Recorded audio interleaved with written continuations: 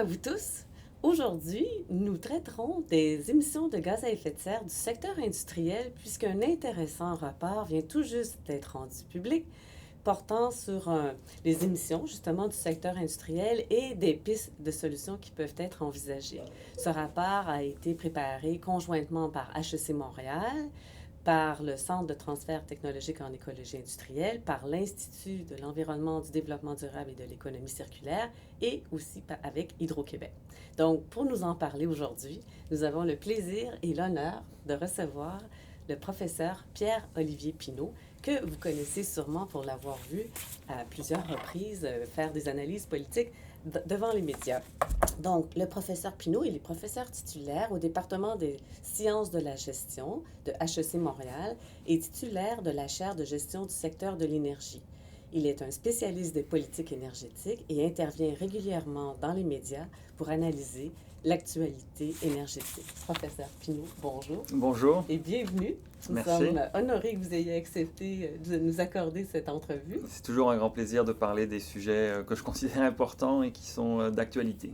Et félicitations pour ce rapport très étoffé, très intéressant, qui dresse un portrait, je dirais, très complet des émissions du secteur industriel. Et puis ma première question, c'est est-ce que c'est une demande d'une tierce partie que ce rapport, pour la raison pour laquelle ce rapport a été préparé, est-ce que c'est en raison d'une demande d'une tierce partie ou c'est une initiative de votre initiative finalement et dans quel objectif? Mais donc non, c'est pas une tierce partie qui nous a demandé ce rapport-là. C'est vraiment avec l'équipe qui participe au rapport. On s'est dit, le Québec a des grandes ambitions de réduction d'émissions de gaz à effet de serre, mais n'a pas vraiment de plan de match. On sait que le plan d'action sur les changements climatiques est plus une grande liste d'épicerie avec un grand nombre d'objectifs et d'initiatives qui sont un peu éparpillées dans différents sens. Il date déjà même de 2012-2013. On travaille sur la nouvelle mouture probablement au gouvernement en ce moment. Probablement, mais on s'est dit, étant donné que le gouvernement n'avait pas vraiment jusqu'à maintenant rendu public de rapports qui donnaient vraiment des grandes directions, on s'est dit, il faut qu'on prenne l'initiative de chercher quelles sont les directions à offrir dans différents secteurs. Et au départ, c'est un projet où on voulait couvrir l'entièreté des émissions, mais on a réussi à obtenir un financement donc, du Fonds de recherche du Québec dans leur programme de réduction d'émissions de gaz à effet de serre sur le secteur industriel. Donc on débute en quelque sorte avec le secteur industriel, qui est un gros morceau des émissions au Québec, avec donc des chercheurs de HEC Montréal, de Polytechnique et, comme vous l'avez dit, du CTTEI. Nous avons obtenu une subvention pour travailler sur les émissions de gaz à effet de serre dans le secteur industriel dans une perspective d'économie circulaire au niveau des pistes de solutions. Comment est-ce qu'on peut réfléchir à introduire davantage de circularité et qu'est-ce que ça voudrait dire dans le secteur industriel pour réduire les émissions? C'est ça l'objectif du projet. Ce premier rapport, il dresse un portrait factuel des émissions actuelles au Québec dans le secteur industriel et aussi avec un portrait des technologies qui pourraient être mobilisées pour réduire ces émissions-là, sans encore parler d'économie circulaire et de circularité. On s'est dit, on va d'abord faire un premier portrait sur qu'est-ce qui est disponible, quelle est la situation, l'état de la situation en industrie et quelles sont les technologies qu'on connaît déjà. Et dans un prochain rapport, on va regarder pour différents cas comment est-ce qu'on peut reconfigurer ce secteur-là, ces sous-secteurs industriels, pour justement créer des synergies, revaloriser des gaz, revaloriser des procédés pour amener davantage de circularité. Évidemment, ça va demander des technologies, donc on va mobiliser des technologies et on va mobiliser différents acteurs. Mais donc on a encore du pain sur la planche pour des prochaines étapes. Mais ce rapport-là reste vraiment le portrait des émissions et des technologies qui sont étudiées aujourd'hui pour réduire ces émissions-là. Et comment vous avez fait pour choisir les secteurs industriels? Parce que moi, quand j'ai lu le rapport, ce qui m'a étonné, c'est que le secteur, par exemple, agricole est inclus. Donc, peut-être expliquer comment vous avez choisi vos secteurs. On a été par les grands secteurs qui sont dans les inventaires d'émissions de gaz à effet de serre. Oui. Donc, on a évidemment au Québec, en gros, au Québec, on a 40% des émissions qui sont dans le secteur du transport, 40% grosso modo dans le secteur industriel et 20% qui sont les bâtiments. Dans le secteur industriel, on a regardé donc toutes les industries et on a inclus le secteur agricole et le secteur des déchets dans les secteurs industriels parce qu'il y a une industrie agricole. Et c'est un secteur évidemment qui est rural, qui fait de l'agriculture, mais je crois qu'il faut le considérer comme une vraie industrie parce qu'il y a une industrie, il y a des travailleurs, ils sont très importants dans l'économie québécoise et d'un point de vue de gaz à effet de serre, ils sont loin d'être marginaux. C'est évidemment ils sont plus proches de l'industrie et des autres industries que du secteur du transport ou du secteur résidentiel ou des bâtiments. Donc ça nous semblait un peu plus naturel de les inclure, même si on n'a pas été dans tous les détails de ce secteur-là. On a été dans moins de détails dans le secteur agricole. Parce qu'il est quand même très éclaté. Il y a un très grand nombre de fermes. Et ces fermes-là donc, sont dans une dynamique particulière, mais ça nous semblait important de les inclure dans le portrait, étant donné leur importance et le potentiel qu'ils peuvent jouer dans la solution. Parce qu'on a au Québec 10% des émissions qui viennent du secteur agricole. C'est beaucoup, c'est plutôt en croissance ces dernières années, alors que le reste de l'industrie est plutôt en décroissance. Il y a beaucoup de production de méthane dans le secteur agricole. C'est du méthane qui est issu des animaux et des fumiers d'animaux. Ça se prête à une valorisation. Aujourd'hui, il n'y a pas une valorisation. Donc, c'était important, nous semblait-il, de l'inclure pour montrer qu'il y a des pistes de solutions et de valorisation qui sont là et donc il va falloir développer dans les années à venir. Donc, il y a le secteur agricole et les autres secteurs. Est-ce que vous pouvez nous les identifier? Bien sûr. Donc, les grands secteurs d'émissions au Québec qui correspondent aussi à des grands secteurs économiques. On a évidemment l'aluminium. On a une grosse transformation d'aluminium qui produit un grand nombre de gaz à effet de serre et c'est surtout des procédés. Ce n'est pas en aluminium comme c'est de l'électricité propre, renouvelable au Québec qui est impliquée dans la production d'aluminium. Ce sont vraiment les procédés de production d'aluminium qui émettent du CO2 et d'autres gaz à effet de serre.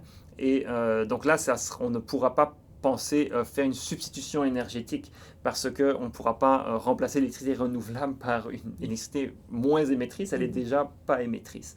Donc dans l'aluminium, il va falloir trouver des solutions au niveau des procédés. Les autres grands secteurs, on a le secteur du ciment qui aussi est à 2/3 des procédés et 1/3 de combustion parce qu'on brûle encore dans le secteur du ciment différents combustibles fossiles ou parfois dans certains cas même des rebuts, des matières alternatives qui émettent du CO2. Donc, dans le ciment, un secteur important, on a les autres secteurs pâte et papier qui sont évidemment très importants, avec une dynamique très spécifique en pâte et papier, parce qu'il y a beaucoup de biomasse qui est brûlée en pâte et papier. Et donc, ce n'est pas compté dans les inventaires officiels, dans les bilans officiels, mais on a environ 7 millions de tonnes dans le secteur des pâtes et papier qui vient de la biomasse. Et si on pouvait réutiliser ce CO2 de la biomasse, et bien là, on pourrait se dire, OK, il ne compte pas dans les inventaires, mais du CO2 qu'on arrive à capturer, à réutiliser, c'est du CO2 en moins dans l'atmosphère. Et donc, il pourrait y avoir dans ce secteur-là, étant donné qu'on a des installations assez concentrées et donc des sources de CO2 assez concentrées, on pourrait avoir des opportunités de captage et de réutilisation de ce CO2 pour d'autres fins. Dans l'économie circulaire. Exactement, dans une perspective d'économie circulaire. La sidérurgie au Québec est très importante. On a une filière de l'acier, autant au niveau des mines de fer, que du bouletage, qu'après la production d'acier. Qui est un secteur important. Il va falloir explorer des pistes pour garder ce secteur-là productif, mais tout en réduisant ses émissions.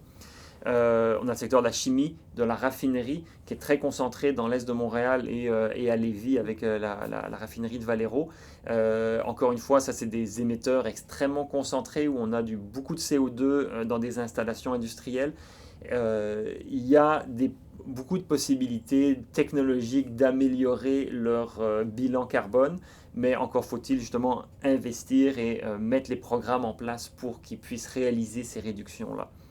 On a le secteur manufacturier dans son ensemble, on a un secteur qui est classé comme autre secteur manufacturier, c'est-à-dire un très grand nombre de PME ou de petites installations, relativement petites installations comparativement à une raffinerie ou une aluminerie ou un endroit où on produit de l'acier. Où là, c'est beaucoup de petits émetteurs. Et là, c'est un secteur justement à regarder. Regarder au niveau de comment est-ce qu'ils produisent la chaleur. Il y a beaucoup d'applications de chaleur dans l'industrie. Donc, comment est-ce qu'ils produisent la chaleur? Après, comment est-ce que les moteurs des usines sont gérés? Est-ce qu'on a les meilleures efficacités, meilleures technologies? Ça va être des programmes à regarder. Est-ce qu'on a l'inventaire? C'est-à-dire que l'inventaire québécois, est-ce qu'il inclut les émissions de ces PME? Il inclut oui, les inclut, évidemment. Ce qu'on n'a pas, c'est le détail par PME. Okay. Parce qu'on a deux inventaires, grosso modo, sur lesquels on a basé notre rapport. On a l'inventaire des émissions globales de la province, donc qui va secteur par secteur, mais sans rentrer dans le détail des acteurs dans ces sous-secteurs-là. Et on a aussi, on s'est basé sur aussi le registre des émetteurs du gouvernement fédéral et du gouvernement provincial, parce que les deux paliers de gouvernement demandent à tous les grands émetteurs de remettre leur bilan individuel, et on a accès de manière publique à ces bilans individuels pour tous les émetteurs de 10 000 tonnes et plus annuellement. Et donc ça, c'est très intéressant parce qu'on peut de façon nominale aller dire tel émetteur à 500 000 tonnes par année de gaz à effet de serre. Mais quand on parle de ce secteur des industries manufacturières autres, on en a beaucoup qui sont dans les 10 000 tonnes et moins. Et donc, on ne peut pas identifier. L'idée ici du rapport, c'est certainement pas d'identifier de façon nominale une entreprise, mais de simplement pouvoir localiser les entreprises, de dire oui, ça, ce sont des grands émetteurs, et donc il n'y a pas de jugement qui est porté, c'est vraiment pour comprendre l'ensemble du secteur. Dans l'industrie manufacturière, on a un très grand nombre de PME qui sont non identifiées, et donc là, il va falloir pousser un peu plus loin et faire des regroupements. C'est une des pistes de solutions qu'on a identifiées, c'est justement de regrouper bien davantage des problématiques d'entreprise, parce que souvent les entreprises se sentent seules et isolées, elles ont leurs impératifs de production, et pour des problématiques qui sont un peu connexes, pour des problématiques qui sont un peu connexes à leurs opérations centrales, elles sont moins bien outillées pour y arriver. Et donc c'est là où avoir des regroupements par problématiques au sein d'entreprises ou des programmes gouvernementaux qui s'adressent vraiment à des problématiques spécifiques, ça peut être très intéressant dans les pistes de solutions. Donc, vous vous êtes basé sur les inventaires, comme vous disiez, ou encore sur les déclarations des entreprises. Est-ce que vous avez dû collaborer avec les entreprises pour obtenir de l'information dans le cadre de la préparation de votre rapport?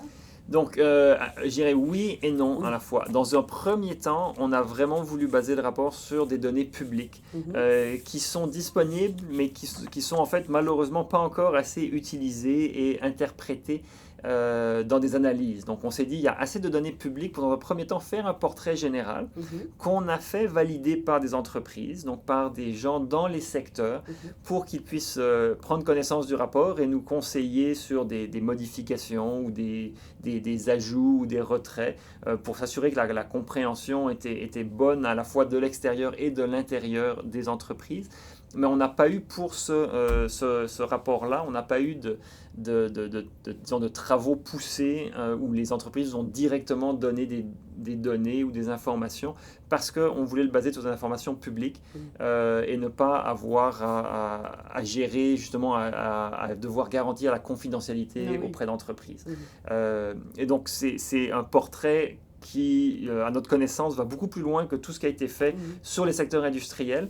Et c'est notre intention dans un deuxième temps d'aller plus loin avec certaines entreprises de certains sous-secteurs pour justement voir comment est-ce qu'on pourrait mettre en œuvre des stratégies de technologie et de réforme de l'organisation industrielle pour avoir davantage de circularité.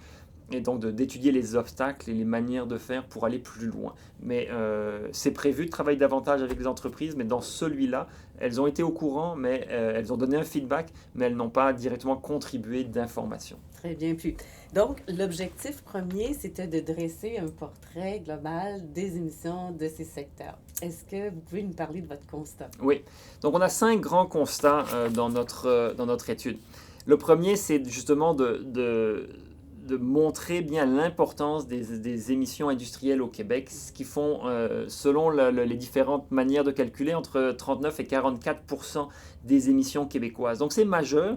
Si on veut réduire au Québec de presque 40% d'ici 2030 nos émissions de gaz à effet de serre, et que le secteur industriel fait 40% de nos émissions, c'est extrêmement important de comprendre quelles sont les possibilités de réduire dans ce secteur-là. Donc on s'est dit, premier constat, c'est très important au Québec, il faut qu'on y porte une attention particulière, d'autant plus que le secteur industriel génère de la richesse, beaucoup plus que le secteur du transport ou le secteur des bâtiments, qui sont évidemment importants, mais qui fournissent surtout de la qualité de vie. Et souvent, il y a bien des manières de fournir une qualité de vie équivalente dans le secteur du transport et des bâtiments, sans revoir de fond en comble la manière dont les gens se transportent et se logent. Même s'il y a des révisions qui seront apportées. En industrie, c'est le cœur de leur activité, c'est la nécessité d'avoir de l'énergie et d'avoir des procédés émetteurs. Donc ça va amener ça a des implications bien plus importantes dans le secteur industriel que dans le secteur du transport et du bâtiment. Parce qu'il s'agit des procédés, des procédés industriels. Donc ça, c'est un peu le deuxième constat, c'est que dans l'industrie, c'est pas juste une question énergétique, même si l'énergie est une source d'émissions, mais à 50% des émissions du secteur industriel, ce sont des procédés. Et donc là, on ne va pas simplement pouvoir mettre de l'énergie renouvelable ou électrifiée. Ça va être important de mettre de l'énergie renouvelable et d'électrifier dans le secteur industriel, mais ça ne pourra pas faire l'entièreté. En fait, 50% des émissions sont des émissions non énergétiques, des procédés. En agriculture, il y en a beaucoup, dans les déchets, mais en aluminium, on en a parlé, c'est beaucoup de CO2, de procédés. Dans le ciment aussi, 2/3 des émissions dans le ciment, dans le secteur de la sidérurgie aussi, dans le secteur, on a le secteur du raffinage aussi, on a presque 10% des émissions en raffinerie. Non, pardon, 30% des émissions en raffinerie, c'est des procédés, parce qu'ils ont besoin d'hydrogène dans les raffineries, donc c'est un procédé qui va prendre du méthane et va retirer l'hydrogène du méthane, du gaz naturel, et va émettre du CO2. Donc, si on trouve, par exemple, en raffinerie, si on trouve des manières de générer de manière rentable de l'hydrogène sans passer par le gaz naturel au départ, maintenant on va pouvoir réduire de façon importante les émissions. Donc ça, c'est le deuxième constat. Premier constat, l'importance. Deuxième constat, que les procédés sont extrêmement importants. Troisième constat, c'est le grand nombre d'acteurs. C'est qu'on a des secteurs très différents. Les raffineries sont très différentes du secteur agricole, du secteur des alumineries. Donc on a des grands secteurs comme ça qui avec des problématiques très différentes. Et quatrième constat qui est lié à ce troisième constat de la différence, c'est que dans le secteur manufacturier, on a un très grand nombre d'acteurs. Donc on a une diversité des secteurs. Dans beaucoup de secteurs, on a peu d'acteurs. En sidérurgie, on a 2 ou 3 acteurs. En aluminerie, encore une fois, 2 ou 3 acteurs. Cimenterie aussi. Cimenterie aussi. Mais avec des problématiques très différentes. Quand on arrive dans le secteur des petits manufacturiers, comme on a mentionné, là, on a des problématiques qui peuvent se ressembler d'un acteur à l'autre, mais on a un très grand nombre d'acteurs. Donc ça rend les approches beaucoup plus difficiles parce qu'il faut pouvoir parler à tous ces acteurs-là de manière efficace. Il faut les aider, ils ont des situations, des contextes très différents. Donc il faut trouver les bonnes manières, il ne faut pas les improviser, puis il faut comprendre où est-ce qu'on peut les aider le mieux et de la manière la plus efficace. S'adapter à chaque secteur. Voilà. Et le cinquième grand constat, c'est que la biomasse est une grande source d'émissions de gaz à effet de serre au Québec. On a autour de 10 millions de tonnes d'émissions de CO2 qui sont liées à la biomasse. Alors évidemment, aujourd'hui, ça ne fait pas partie du bilan officiel québécois, qui est d'environ 80 millions de tonnes, un peu en dessous de 80 millions de tonnes. Mais on a ces 10 millions de tonnes de CO2, on sait qu'on les émet. Comme c'est de source de la biomasse et que la biomasse va repousser, c'est considéré carboneutre. Mais si on trouvait des manières de réutiliser ce CO2-là, ça ferait du CO2 en moins dans l'atmosphère et ça serait en quelque sorte l'équivalent de crédit compensatoire si on pouvait le capturer. Il n'y a pas de protocole aujourd'hui pour récupérer ce CO2 et le permettre de le valoriser, mais si on arrivait à le séquestrer, à le réutiliser, on pourrait réduire les émissions de CO2 et ça serait des gains. Et pourquoi est-ce que c'est important de le mentionner? Parce que d'une part, on brûle beaucoup de biomasse au Québec, mais d'autre part, on la brûle souvent de manière très concentrée dans des usines qui sont des grands émetteurs et qui pourraient éventuellement être plus à même de récupérer ce CO2. Contrairement au transport où c'est très atomisé, on ne peut pas aller derrière chaque voiture et récupérer le CO2. Alors c'est pour ça que c'est important de se dire, regardons où sont les centrales, les centres d'émission. Et si on en a de biomasse, ça peut être valorisé. Donc ça, c'est les 5 grands constats sur lesquels on identifie des grandes pistes d'action. Mais évidemment, on ne rentre pas dans le détail, le fin détail de chacune de ces pistes d'action-là. Alors donc, peut-être vous pouvez nous parler de ces pistes d'action. Bien sûr. Première piste d'action qui est liée à la combustion, c'est que beaucoup d'industries ont besoin de chaleur.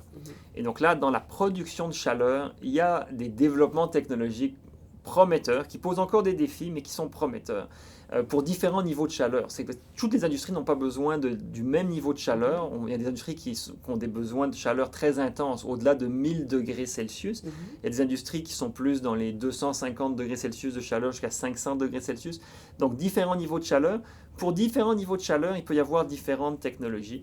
On a des technologies solaires qui se développent. Donc, concentration de l'énergie, la chaleur solaire. On peut imaginer de plus en plus d'intégrer cette source d'énergie solaire thermique. Donc, on ne parle pas du photovoltaïque, mais on parle de l'énergie solaire thermique, de la concentrer pour des besoins, certains besoins de chaleur en industrie.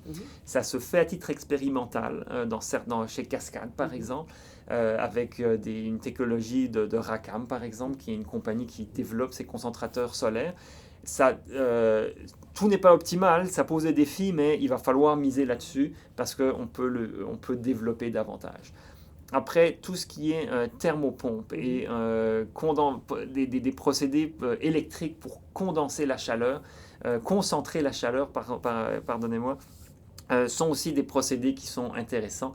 Et il va falloir bien davantage développer ça, ces pompes à chaleur, reconcentrer la chaleur, ça va être important. Donc ça, c'est toute une piste de solution parce qu'aujourd'hui, on brûle beaucoup de différents combustibles pour créer cette chaleur-là. On pourrait trouver des manières alternatives plus efficaces, soit des manières alternatives comme avec le soleil, la chaleur solaire, d'obtenir une chaleur et d'éviter de la combustion. Avec des thermopompes. Avec des thermopompes ou des capteurs solaires pour concentrer cette chaleur solaire. Donc là, ça c'est première piste de solution, de développer la chaleur. Deuxième piste de solution, c'est vraiment de se concentrer sur les secteurs qui produisent des matériaux de structure. Matériaux de structure, on pense au ciment, on pense à l'aluminium, on pense à l'acier. Donc évidemment, en amont ou en aval, dans la consommation, il va falloir optimiser et recycler davantage notre usage de l'acier, de l'aluminium et du ciment, s'assurer qu'on fait les usages les plus minimaux et sereins possibles. Mais dans ces industries-là, il y a des pistes technologiques à développer. En aluminium, par exemple, on parle beaucoup du projet Elysis, qui est un projet qui permettrait, très prometteur, qui permettrait justement d'éviter d'avoir des anodes de carbone qui émettent du CO2 dans le processus d'électrolyse. Donc, il y a des procédés là-dessus. En acier, on a des possibilités d'avoir justement des sources de carbone, de réutiliser du carbone et de faire de l'hydrogène en même temps pour avoir de la chaleur et de peut-être récupérer le CO2. Donc il y a différentes boucles qui peuvent être observées. Il y a différents procédés et éventuellement d'électrification de certains procédés qui pourraient être davantage poussés. Donc c'est tout un chantier en acier à explorer. Il y a déjà des initiatives en cours, mais c'est important de mentionner qu'il faut continuer dans cette voie-là, tout comme pour l'aluminium. Dans le ciment, encore une fois, il y a une panoplie de possibilités à développer, à soutenir. On aura besoin de ciment pour la structure de nos ponts, de nos bâtiments. Donc il va falloir produire du ciment, trouver des sources de chaleur alternatives. On parle déjà de biomasse ou même de gaz naturel qui serait dans beaucoup de cas une amélioration par rapport au combustible qu'on utilise aujourd'hui, mais aussi dans la composition du ciment. Qu'est-ce qu'on met dans la composition du ciment qui pourrait permettre de séquestrer jusqu'à un certain point du carbone dans le ciment. Donc il y a des pistes à explorer. C'est pas simplement comprendre quelles sont les technologies ou les pistes technologiques, mais c'est aussi comprendre les mécanismes commerciaux et d'intégration avec d'autres acteurs qui vont permettre de réaliser cela. Donc dans la deuxième phase du projet, on va vraiment s'asseoir dans des sous-secteurs pour pas seulement valider les technologies. En fait, c'est pas tant une validation des technologies que nous allons faire que vraiment une analyse des obstacles qui empêchent ou qui freinent les acteurs de s'asseoir ensemble. Est-ce que c'est parce que il faut les aider pour s'asseoir ensemble? Est-ce qu'il faut qu'ils aient un soutien plus ponctuel du gouvernement? Est-ce que c'est des questions donc, réglementaires? Dans certains cas, il y a des règlements qui ne permettent pas de valoriser le CO2. On parlait de la biomasse tout à l'heure. Si une industrie capture son CO2 et le réutilise, mais il n'aura pas de crédit carbone, donc il ne sera pas véritablement valorisé pour cet effort-là, alors qu'il a réduit les émissions de CO2. Donc il y a encore des obstacles qui peuvent être réglementaires ou économiques qu'il faut identifier pour permettre la pénétration de ces technologies. Troisième piste de solution, je l'ai évoqué tout à l'heure, c'est essayer de faire des regroupements de préoccupations, surtout quand on parle d'acteurs dans les industries manufacturières qui sont très atomisées, de se dire ils partagent certaines problématiques et de faire des programmes qui sont spécifiques à ces problématiques-là et de permettre peut-être de dégager des chargés de projet qui ne sont pas attachés à une entreprise, mais qui sont attachés à un ensemble d'entreprises pour leur dire, vous partagez cette problématique-là, vous allez mutualiser un effort d'analyse. Au lieu de faire comme 5 analyses différentes par 5 consultants différents, vous allez mandater un consultant pour faire une analyse globale dans différentes industries de façon neutre et de mettre en œuvre de façon harmonisée le programme qui va permettre de changer certaines pratiques dans différentes industries. Donc mutualiser ça, le gouvernement pourrait aider à ce niveau-là. Donc c'est une piste qu'on va regarder. Comment est-ce qu'on peut regrouper les forces pour que ce ne soit pas un poids pour une entreprise spécifique de faire tout l'effort de A à Z, de passer de l'analyse du problème à la mise en œuvre de sa solution, mais qui puisse faire appel à des ressources externes qui sont des experts et qui l'ont déjà fait et qui puissent les aider pour l'accompagner dans cette transition-là. Est-ce que la question de la confidentialité est un frein selon vous? Oui, ça va l'être, et donc justement de mettre c'est là où peut-être des entreprises neutres qui ont la confiance des entreprises pour dire ok, c'est associé par exemple à la Transition énergétique Québec, on a un chargé de projet qui lui et les entreprises ont confiance que la confidentialité va être maintenue, et même s'il y a 4 entreprises ou 5 ou 10 qui sont partenaires du même projet et qui vont fournir des informations confidentielles à ce partenaire-là, même si c'est 5 entreprises qui fournissent des informations au même partenaire, les informations ne vont pas être recirculées entre les partenaires. Donc la confidentialité, c'est un enjeu très important qu'il va falloir résoudre, parce que les solutions peuvent être là, mais souvent la crainte de partager des informations sensibles empêche d'avancer aussi rapidement qu'on le voudrait. Donc mettre en place dans cette mutualisation de la mise en œuvre des solutions, mettre en place justement des solutions crédibles qui suscitent la confiance des entreprises va être important. La personne ou les personnes qui vont être les chargés de projet vont devoir avoir la confiance du groupe. Exactement. Et donc, mais il peut y avoir des ententes légales et la protection, mais il va falloir que cette structure soit mise en place pour permettre ça, et probablement un peu plus de leadership de la part du gouvernement ou des instances gouvernementales qui veulent favoriser la transition énergétique pour justement que cette confiance soit là. Et la quatrième piste de solution qui doit être évoquée parce qu'elle est importante, c'est tout le méthane et le protoxyde d'azote, le N2O du secteur agricole, qui vient beaucoup des engrais dans le cas du N2O, les engrais azotés. C'est presque 5% des émissions québécoises, c'est ces engrais azotés. Quand on parle d'agriculture industrielle intensive, on met beaucoup d'engrais. Il va falloir repenser ces pratiques agricoles pour réduire les émissions. Il y a déjà des choses qui se font, mais il va falloir en faire davantage. Et pour ce qui concerne le méthane, de toute la filière de la production de protéines animales et des déchets, Il y a énormément d'émissions de méthane qui, encore une fois, presque 10%, quand on regroupe tout le méthane des déchets et des animaux, c'est 10% des émissions québécoises, c'est important. Il y aura des manières d'optimiser, de réduire ces émissions-là. Et donc, il faut trouver les bonnes approches pour déployer. Donc, ici, ce n'est pas tant une piste de solution qu'une solution à trouver Oui. et à mettre en œuvre parce que c'est un secteur important.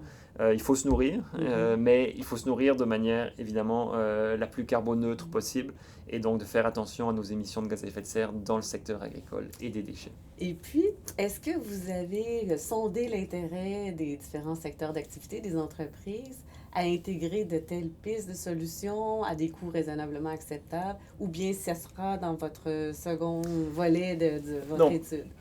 Donc c'est sûr que c'est un commentaire qu'on a reçu sur le rapport. On présente les technologies et donc une première lecture du rapport pourrait laisser croire que c'est facile, il y a plein de solutions. Oui, il y a beaucoup de solutions, c'est la bonne nouvelle, mais c'est sûr que leur mise en œuvre et les coûts sont plus difficiles. On n'a pas pu faire une analyse détaillée des coûts qui sont associés à chacune de ces solutions technologiques, parce que il y a beaucoup de ces solutions qui sont liées à du développement technologique, donc les coûts sont souvent peu accessibles ou même peu représentatifs, parce qu'au départ d'une technologie, on peut avoir des coûts élevés, mais ces coûts, une fois qu'on commence la mise en œuvre, les coûts diminuent. Donc c'est très difficile de chiffrer ça. Donc on ne chiffre pas les coûts. Par contre, on peut dire que ça demande un effort. J'aurais tendance à dire que les coûts vont être importants. Il ne faut pas croire que la transition énergétique va se faire gratuitement. Il y a aussi des gains qui vont être réalisés parce qu'on va être plus efficace.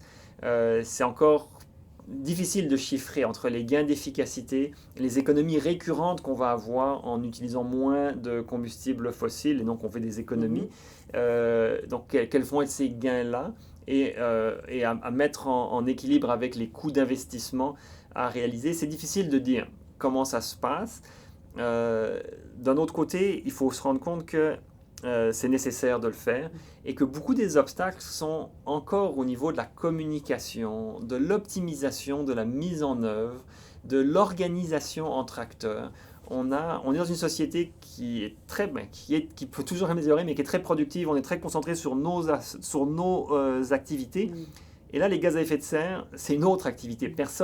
C'est l'activité de personne de réduire les gaz à effet de serre, ou presque. En tout cas, pas des industries. Ce n'est pas leur activité première. Donc, ça leur demande un effort pour sortir de leur zone de confort.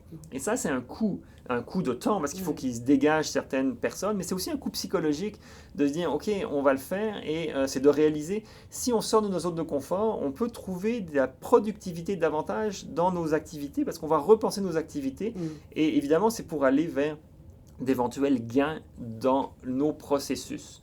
Donc, je dirais le principal coût dans la lutte au changement climatique, c'est un coût psychologique de se changer nos habitudes et de prendre le temps de regarder quelles sont nos possibilités. On a voulu justement faire un panorama de nos possibilités, et là, il va falloir rentrer dans l'étape plus de comment est-ce qu'on le fait et comment on chiffre ça, mais nous n'avons pas pu chiffrer à ce stade-ci. Mais je veux insister sur le fait que oui, ça va coûter de l'argent, mais il y aura des bénéfices. Mais le vrai coût, c'est vraiment sortir de nos habitudes. Puis ça, on sait, c'est un coût psychologique.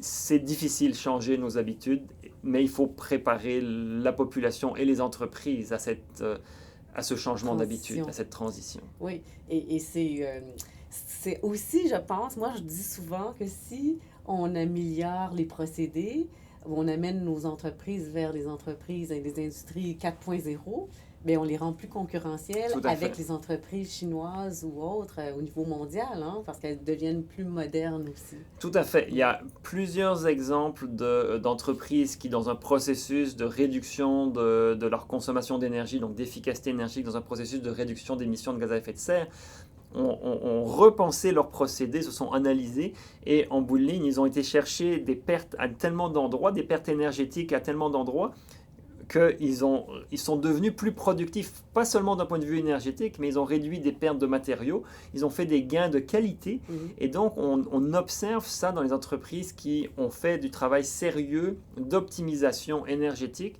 Ça les a amenés à revoir des procédés, à faire des gains de productivité, et à long terme, personne ne va jamais regretter d'avoir fait ces gains de productivité-là.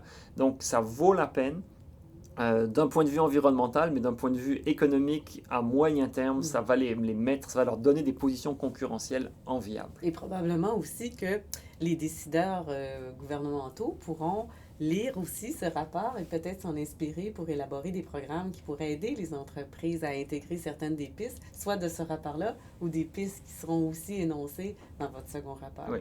Est-ce que c'est possible de nous dire, selon vous, quel serait le gain en termes de réduction de gaz à effet de serre si ces pistes de solutions étaient mises de l'avant? Bon, c'est très difficile de chiffrer. On sait que donc on a environ au Québec 40% de nos émissions, donc ça fait environ 30-35 millions de tonnes dans le secteur industriel. Il faut les réduire de 40%, c'est un peu un objectif pour 2030, donc ça serait de réduire d'au moins 10 millions de tonnes dans les 10 prochaines années. C'est énorme, cette réduction de 10 millions de tonnes. Surtout quand on considère ce qu'on a réussi à faire depuis 1990. Absolument, c'est mentionné dans le rapport. Là, on a réduit, le secteur industriel a réduit de grosso modo 20% ses émissions de gaz à effet de serre depuis 90. Donc de 90 à 2017, on a 20% de réduction, et là on voudrait de 2017 ou de 2019 aujourd'hui à 2030, en une dizaine d'années, réduire de 10 millions de tonnes. C'est énorme. Ceci dit, les pistes de solutions sont quand même prometteuses. Il y a de la substitution avec davantage de biomasse dans certains secteurs, des réductions en chaleur. Quand on regarde pour la production de chaleur, les réductions qui sont envisageables, réduire de 10, 15, 20, 30% la consommation d'énergie pour produire des niveaux de chaleur équivalents, c'est envisageable. À chaque fois, c'est évidemment dans des contextes différents, mais on peut imaginer ça. En cas d'électricité, on parle là d'une réduction de 100% ou quasi 100% des réductions des émissions de gaz à effet de serre en passant avec des procédés à anode sans carbone. Donc, on peut imaginer des sauts quantiques, mais évidemment, il y a un coût et la technologie n'est pas encore tout à fait au point. Mais on a des raisons d'espérer et de croire que c'est possible. Capturer le CO2, le réutiliser dans des procédés permettra aussi de réduire nos émissions.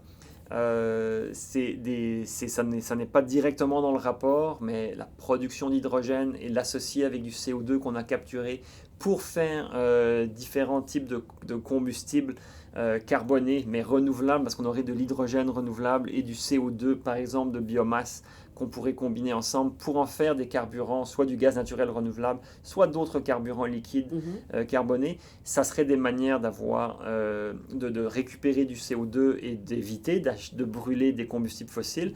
Donc là, on a des opportunités qui sont là. Le message qu'il faut envoyer, c'est que c'est possible de le faire. Maintenant, chiffrer, c'est prématuré pour dire d'ici 2030 combien exactement on pourrait réduire, c'est prématuré. Mais il faut aller dans ces directions-là parce qu'elles sont prometteuses. Elles nous permettraient d'avoir des industries plus compétitives et on n'a pas le choix. Quand on regarde l'impératif climatique, on n'a pas non plus le choix d'agir dans cette direction-là. Mais elle serait bénéfique avec notre compétitivité et avec même, je dirais même, notre qualité de vie parce qu'on pourrait rationaliser nos industries pour faire en sorte qu'elles polluent moins et elles font beaucoup d'efforts déjà, mais il y a encore des niveaux de pollution qui peuvent être réduits. Et ça serait intéressant de continuer à aller dans cette direction-là. Parce que dans le dernier inventaire, 1990-2016, on sait que le secteur industriel, si on exclut le secteur agricole, a réduit de 24% ses émissions de gaz à effet de serre. Ce que les entreprises industrielles assujetties au système de plafonnement me disent toujours, c'est de dire on a fait beaucoup jusqu'à maintenant et les prochaines réductions seront très, très coûteuses, compte tenu que ce sont des réductions qui sont reliées aux émissions procédées. Donc, ce qu'on peut espérer, c'est que dans le dernier budget, que vous avez sûrement relu aussi, il y a des programmes qui pourront éventuellement être élaborés, je m'excuse, pour pouvoir peut-être offrir un accompagnement, une aide financière à des entreprises qui auraient des projets substantiellement coûteux. Alors, on peut peut-être espérer que ce type de projet pourrait viser des Tout à solutions fait. comme celle-là. Tout à fait. Dans le secteur industriel, c'est illusoire, on l'a dit dans notre discussion, que c'est illusoire de penser qu'un acteur seul pourra agir. Parce que il va falloir développer des nouvelles synergies, il va falloir faire des changements technologiques importants. Et un acteur seul ne pourra pas les faire, ne serait-ce qu'au niveau de la coordination. Donc c'est important que le gouvernement développe des programmes pour accompagner. Et quand il s'agit de faire des investissements dans des technologies innovatrices, c'est important que le gouvernement accompagne dans ce sens-là. On a le fonds vert au Québec, on a la chance d'avoir le fonds vert. On est toujours en questionnement depuis trop d'années déjà sur comment est-ce qu'on va utiliser cet argent-là.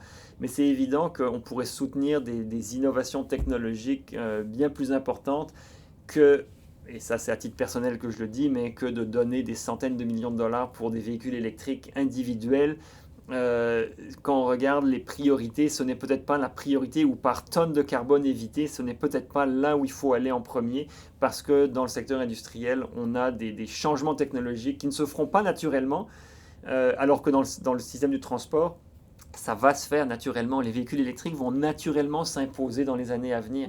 Mais dans le secteur industriel, on ne va pas voir naturellement une technologie qui va dominer, étant donné le contexte concurrentiel mondial et la difficulté à faire ces sauts-là. Et qu'elle présente un potentiel de réduction énorme. Absolument. On a des potentiels de réduction et on a un soutien aux industries dans les régions, des industries qui sont importantes et donc il faut vraiment pouvoir les aider d'une manière optimale et mettre les ressources financières quand c'est nécessaire pour faire cette transition-là. Et puis, vous nous avez parlé au début qu'il y aurait un second volet à ce rapport. Est-ce que vous pouvez nous dire à peu près à quel moment ce second volet sera prêt et un peu qu'est-ce que vous souhaitez y retrouver? Donc, ce volet-là, il est prévu pour 2020, la deuxième moitié de 2020. Et l'idée, c'est vraiment de se pencher sur des sous-secteurs industriels spécifiques et là, de faire l'analyse bien plus détaillée dans une perspective d'économie circulaire. Par économie circulaire, on entend des systèmes de production, de transformation et de consommation qui optimisent l'utilisation des ressources. Et donc, on veut optimiser l'utilisation de ces ressources à toutes les étapes du cycle de vie. Et donc là, il faut vraiment qu'on regarde dans la production, la transformation, la consommation, les acteurs. Donc il faut qu'on s'entende sur quel secteur on va regarder et qu'on trouve des partenaires industriels qui sont prêts à jouer le jeu de l'analyse avec nous pour identifier quelques solutions, comment on peut les mettre en œuvre et là aller un peu plus loin dans l'identification des coûts, des obstacles, à la fois des obstacles réglementaires, mais aussi sociaux, des barrières. Est-ce qu'il y a des barrières justement de confidentialité? Parce que quand on parle d'économie circulaire, on parle beaucoup d'échanges, de processus, de procédés, d'intrants et d'extrants. Et là, il peut y avoir des informations dans ces échanges-là. Donc, il va falloir traiter aussi ces aspects-là. Donc, c'est multidisciplinaire. On le fait avec une équipe de chercheurs de Polytechnique, du CIREG, de HEC, du CTTEI, qui sont habitués à travailler dans justement les symbioses industrielles et puis ces questions d'analyse sur le cycle de vie, l'analyse environnementale des impacts sur le cycle de vie. Donc, on va se pencher sur ces questions-là. Les secteurs sont encore à déterminer.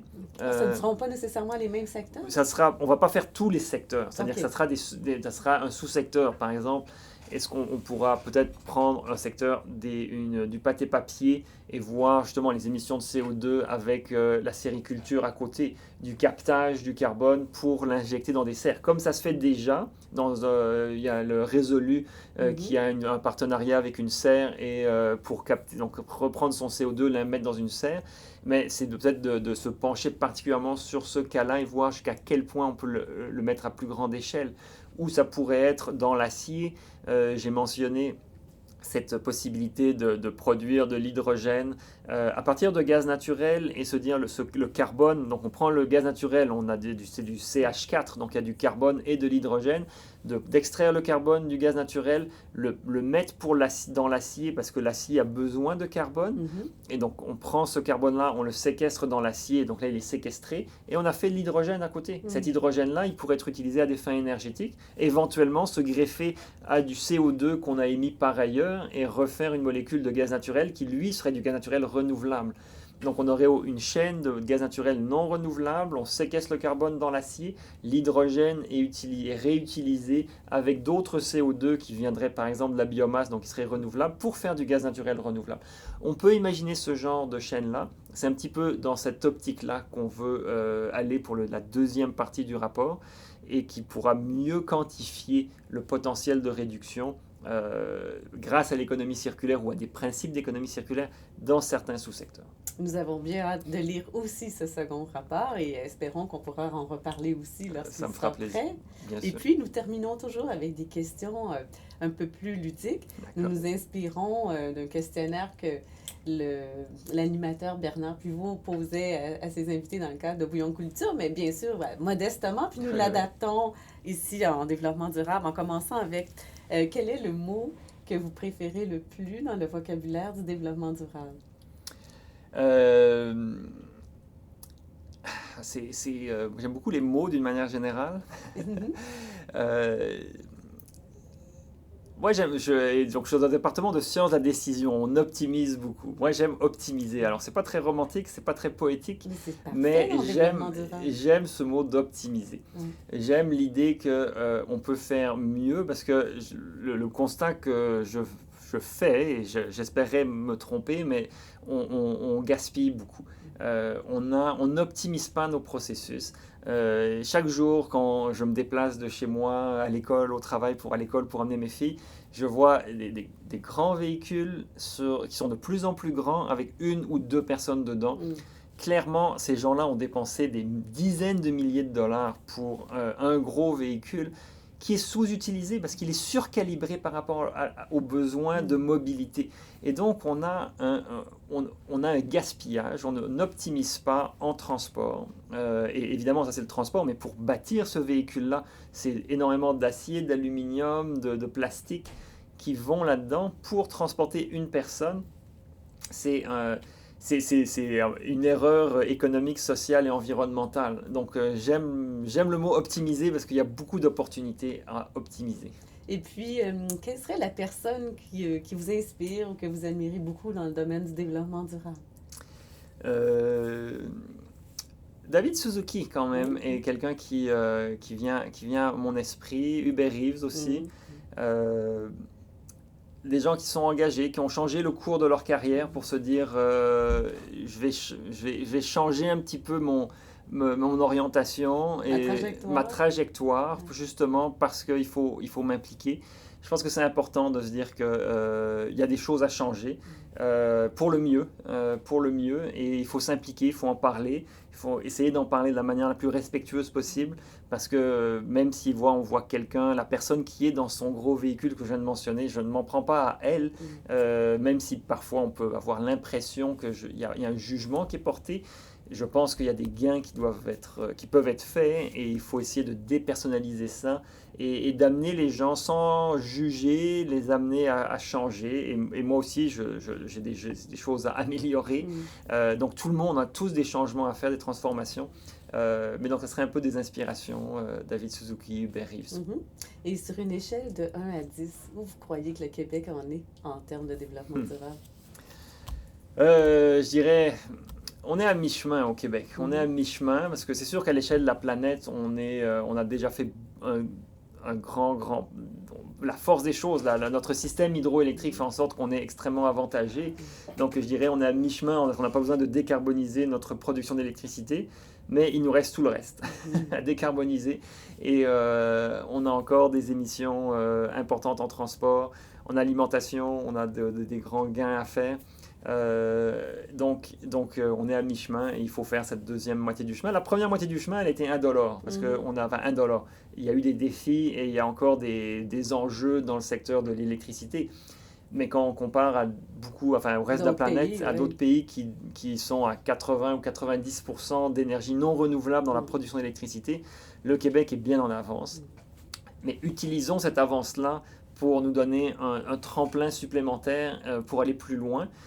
Aujourd'hui, on voit l'hydroélectricité québécoise comme étant extrêmement bénéfique, et c'est vrai, mais on ne l'utilise pas encore de manière optimale. On n'a pas encore optimisé notre utilisation d'électricité. on se la vend à un prix très bas, Oui. ce qui nous rend heureux à court terme, et ce qui nous rend bien des services, mais ne nous incite pas à l'utiliser de la meilleure manière. Et quand on regarde les bâtiments, on utilise beaucoup d'électricité dans le chauffage des bâtiments au Mhm. Québec.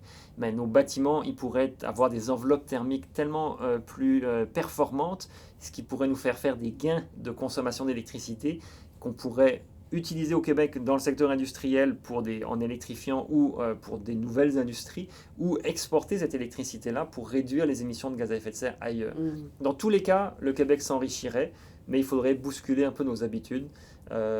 Et donc, c'est pour ça que je nous place à peu près à mi-chemin dans le Sur développement une durable. échelle de 1 à 10. Et quelle est la plus grande fierté, croyez-vous, du Québec en termes de développement durable?